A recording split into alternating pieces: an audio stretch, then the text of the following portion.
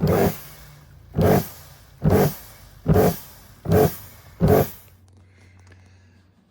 everyone, making a quick video on the K4 Karcher, which is leaking inside the machine. I've watched lots of videos online on how to do this, and just through watching them and my own experience, I've actually found the perfect way to do this, which saves a lot of headache. But by all means, watch the other videos first if you like, but I would really follow this one. So what it's doing is I turn it on and it's pulsing. It's sort of it just keeps pulsing, and the water's peeing out these seams. It's still usable, but the pressure's low. And when I let go of the trigger, the machine just keeps pulsing all the time. And it's not an airlock, I've tried that. It is actually a leak inside here. The piece that's leaking is this. And here is the part number. I'll hold it there for a second so you can pause. Have a look yourself. It's £10 on Amazon, and it sits in here, in the middle, in here. Yeah, so that's what it is, and it leaks on this seam here. So where they've joined the two halves together, it splits, and the water just pees out of there. Okay.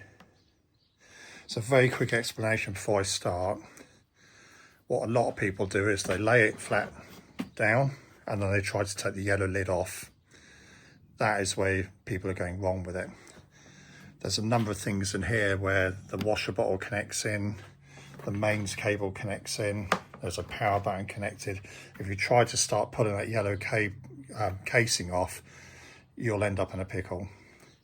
So what you need to do is you need to lay the jet wash on its back, and actually all the motor and everything sits in the yellow bit, not the black bit like you think it would.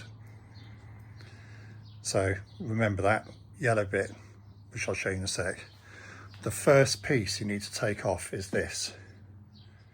Yeah, again, on the other videos, people start taking it apart and they end up with the most sort of jammed in here, pulling pipes and all the rest. You don't need to do that. So the very first piece you need to take off is this.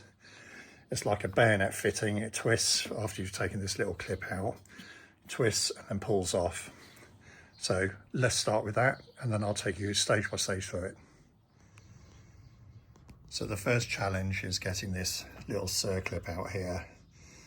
Again, on all the other videos, you see people digging and, you know, really struggling to get it, scratching all the plastic up. It's actually a far easier way of doing this. So if you laid it on its back, you can actually see the bottom of the circlip here. By the way, I've taken the hose off. It's just a little pull clip and the hose comes out. And I've also taken off the net, it just clips on. But basically all you need to do is get yourself one of these little screwdrivers, put it in the hole, and then just lightly tap with a hammer on this, tap each side and keep tapping till the clip is lifted. So nicely tapped up now, you see it's nice and raised. I'll just very lightly, I've only used a lightweight hammer and that little flat blade. Watchmaker's screwdriver's gone nice and high now. Now I can grip it with the pliers and just pull it out. There you go, really simple.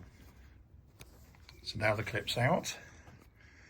All you have to do is, as I said, is twist, and then you need to pull this off. I'm just going to pause the video because it does take a bit of effort to pull off. Essentially, this is what you pass. So this is where the clip was I've just done, and these are like a rubber washer, so it's quite tight in there.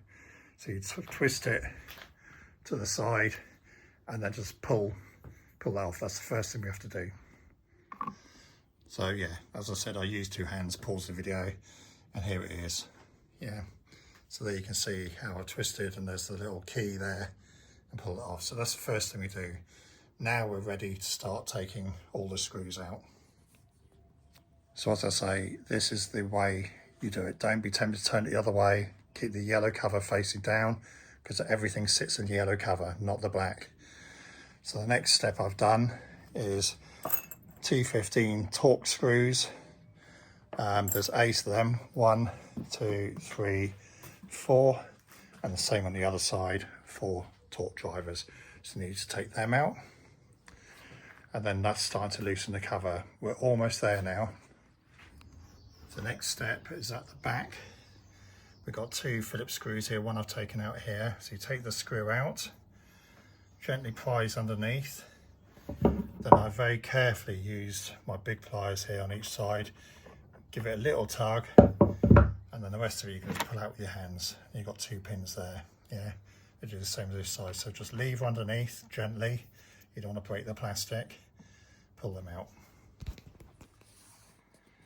This is where on other videos I sort of learnt from their videos, so totally appreciate what they went through to get into this, but thank God for YouTube. You watch how easy this now comes off, given we've done that first. The screws, I've said, 2 at the back. There you go. Lifts off. All the motor look, pipes to your wash, power cable, everything just sits in its case. Power button. You'll notice in the other videos people are sort of cracking it apart vertically and pulling these pipes and pulling wires. You don't need to do that, it's that simple. So here's the motor, and here's the bit I suspect is at fault.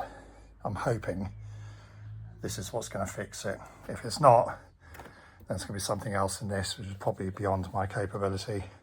But comment if there's something easy we can do to fix that. But I suspect it is this. So the next bit is going to be, take this clip out here, that pulls out, this just pulls off, and then you've got your nice new bit, we clip in instead, and job done. Okay, easiest way to get this clip out, simple flat blade, get it behind here, I just did a little twist. This is actually probably one of the easiest clips in the whole machine. By the way, keeping everything in a glass jar to keep it organised.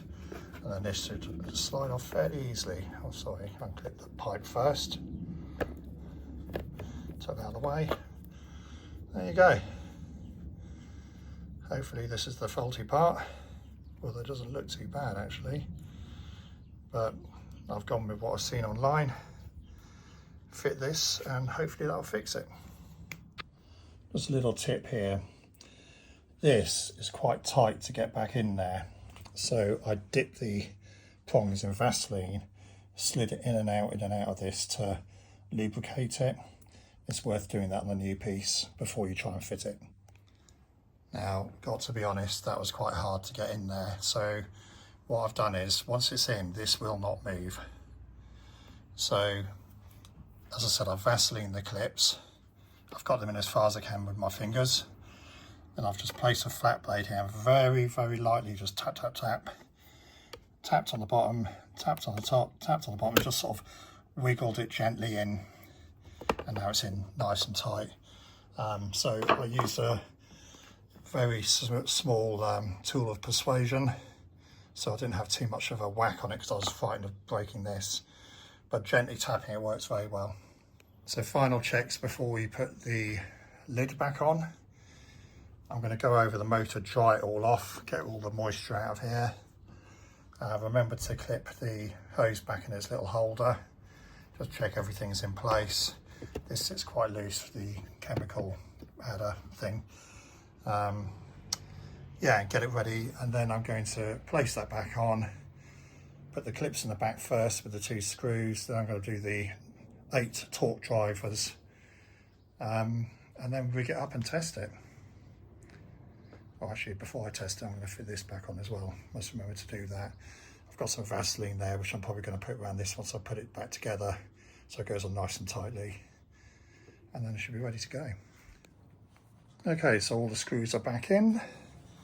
These clips at the back, one of them was a bit reluctant to go in, so the rubber tool of persuasion just lightly tapped it, went in, then the other one went in. Basically it holds on this plastic tray, so if you're struggling, just lift this tray up.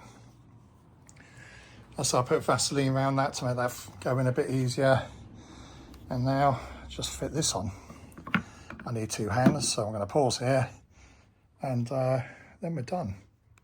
Well, I have to say that went on really easy. I mean, this is with the Vaseline, just twist them, no problem. Now it's just a case of get that clip back in now. So I'm going to very lightly tap that with my lightweight tool of persuasion, get that nice and tight down, and then hopefully that's fixed it. As a point of reference, this is how the clip goes on. The clip does not go through the holes, okay? It just goes through the slots very easily, and it just stops this pipe coming out, which is fed through.